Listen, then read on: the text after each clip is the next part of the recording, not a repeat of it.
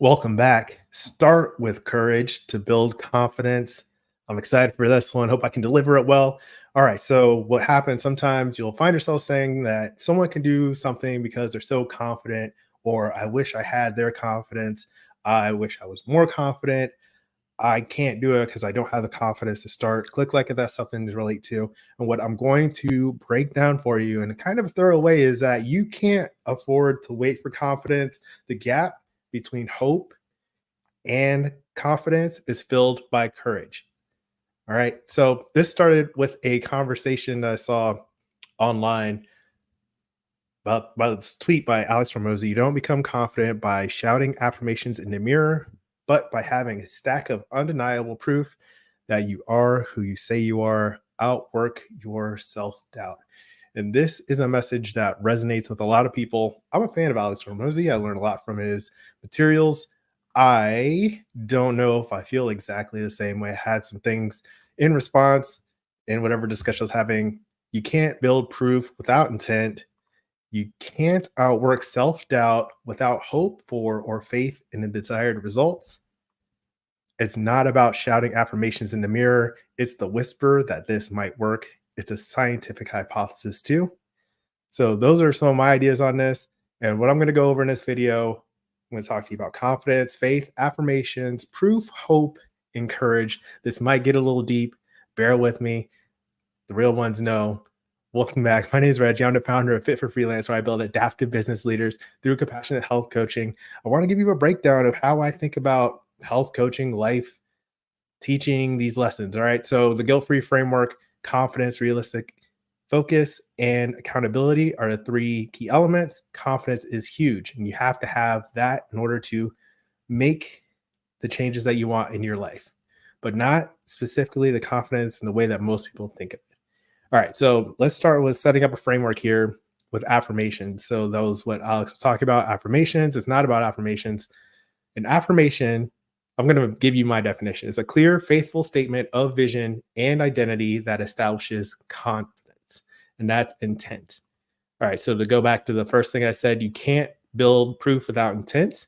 This is a core idea, right, to what confidence is. This is idea of gestalt, where these things, these individual events or things that you're looking at may end up combining to one big picture, but usually it's just an individual dots that are separated. So the example I have is like watching a mystery drama, say it was like Gone Girl or something.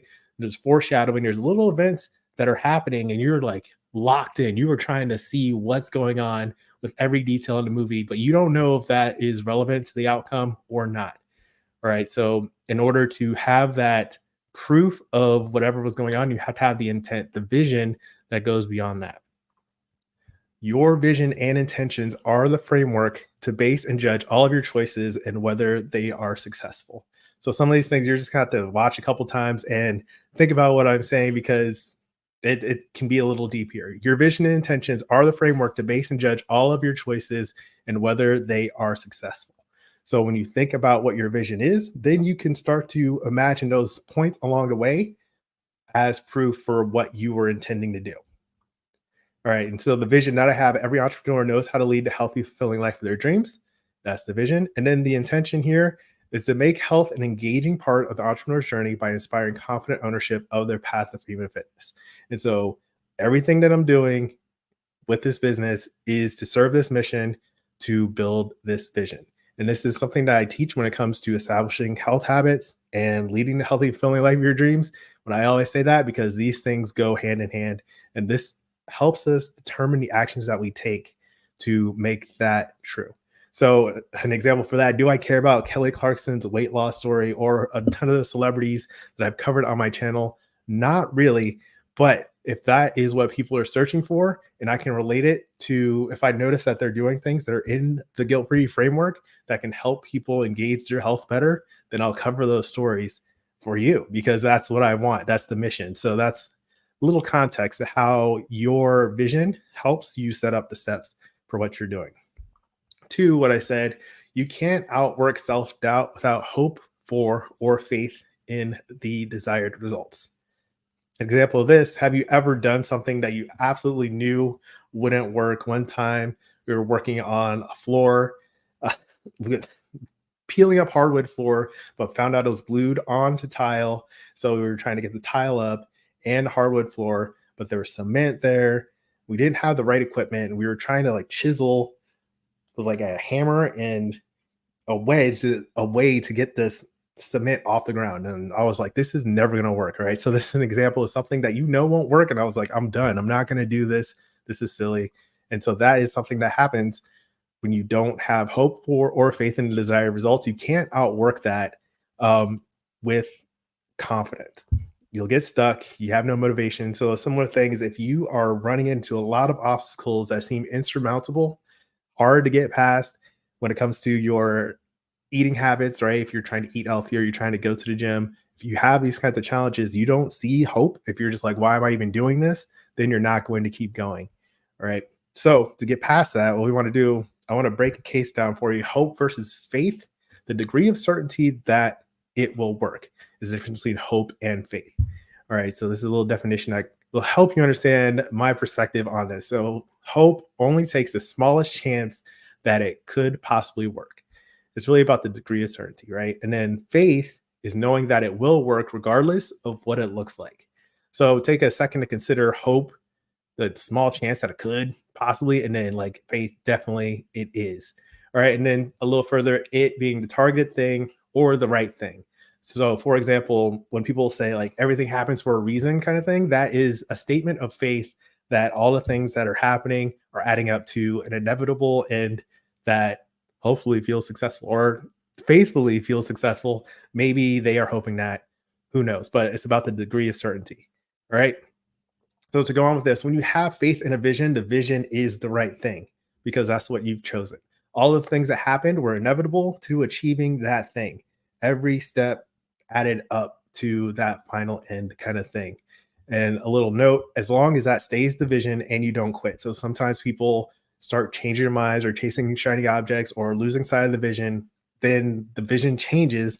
They're going to be more likely to quit or shift the vision. Like if you just change your goal, then you didn't really like, lose the vision. The things won't add up to that same initial vision that you had. So the example of this vision is the movie once you've already seen the end.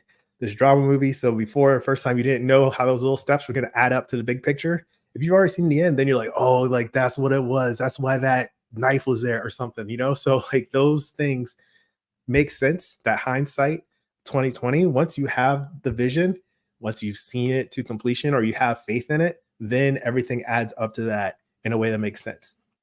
Hope this is making sense to you. I trust that it does. If it does, leave a comment. Let me know. All right. So to go on further, confidence usually needs faith or proof. It's one of those things where you can't just be confident without any other thing behind it, right? You need either faith or proof to do it. To go a little further, faith is belief without proof. You don't need evidence for faith. It is just what you believe. Simply, like that's all it is. Is boom. This is truth. Deal with it. All right. And proof is a history or indication that something is true. So that could be evidence, that could be something you see, something you feel, experience, a history of something. And so it's like a stepping stone, like, okay, like if you stack up enough proof for something, then you have a case for it. All right. So just breaking those two parts down helps you understand a little bit about confidence versus courage. All right. Now, the framework slide that I want to look at here, confidence, realistic focus, and accountability. Those are the three elements of the guilt-free framework. When you're talking about confidence, I have an unconventional look at confidence where I'm talking about compassion and self-efficacy and not a stack of proof like in that initial tweet that I was talking about. So let's talk more about self-efficacy and we'll come back to compassion later. All right. Self-efficacy is the belief in yourself that you can have the impact in your life or in your environment that you want for yourself. It's like a measure of self-belief that you can make those changes. And this is precisely why you can't wait for proven confidence to start because it's impossible.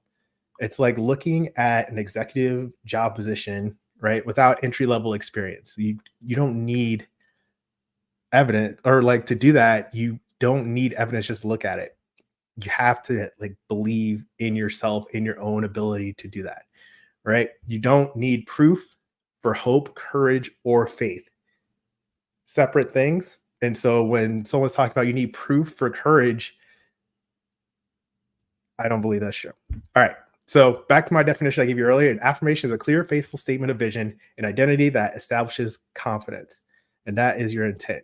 And this is a big part of the guilt-free game plan. That first part, the first step is having a clear vision for what you want. And that's how you set everything up to take courageous action towards what you want for yourself, what you believe, your values. You take ownership of what the path of your life looks like. All right. So that is a quick start, or not necessarily quick, but a deeper look at the guilt-free framework and how it works. I want to put a quick note that faith and confidence can also be trusting that you will be all right no matter what. And this is detaching your self-esteem from the outcomes that you're seeking, right? So, like, it's the difference between being successful and having success, or failing and being a failure, right? There's a difference here. So just a quick note, I'll cover that more in a different video. And the third thing that I had a little rebuttal is not about shouting affirmations in the mirror. It's the whisper that this might work. It's a scientific hypothesis too. And to go into that, the gap between hope and faith / confidence is filled by courage, the courage to try, right? So if you just have a little sliver of hope that something could work, then you have endless opportunities to go for that courageously, even if that doesn't work, right? It's just taking the steps in the process to have an opportunity for success, right? Courage is the ability to do something that frightens one, strength in the face of pain or grief. That's the definition I found online for that. Courage to accept the risk of failure or delayed results.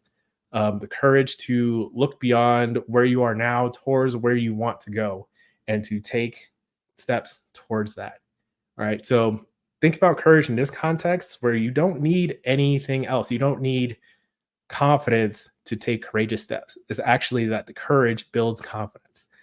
Long way to say it, but I hope this is making sense, because this is such a crucial topic where people get stuck. They don't even start, right? Or they will start for a little bit and then quit immediately because they don't have the sense of courage that they need. They think they need confidence. And there's a difference. You need the courage to build the confidence to get the result. All right. Another quick note: compassion nurtures courage. So if you are able to forgive yourself for your missteps, then you can feel more free to take courageous steps in whatever you're trying to do. Right. And I think it's what I put here. When you take bold, courageous steps, you start to see some success as well. All right. This is where you get the proof to have the confidence. Think about that for a second. When you take bold, courageous steps, you start to see success. And that's how you build the proof. Without taking the courageous steps, the first steps, the way to build it up, then you don't have any proof at all for confidence. You still have to rely on faith and hope, which can be very powerful. It's just that if you're trying to wait for success, if you tell yourself that you need confidence in order to start, then you're never going to start. You have to take the bold, courageous steps and build the case for yourself with the proof by first relying on hope and faith. So that is what I'm trying to describe. Let me know the key message I want you to take away. Courage fills the gap between hope and confidence. Don't wait for proven confidence to take ownership of your path to freedom and fitness, the healthy life of your dreams. Choose your vision. Choose your vision and take bold, courageous action towards it. What do you think? Leave a comment below. If you want to spend more time here, you can watch next. Winning happens when you choose the mission, how to be successful in business and health. I'll put that here. And think about this. Watch it a couple times. If it's a little confusing, I understand. And leave a comment if you have a question. I'll be glad to talk about it. As always, keep practicing. Peace.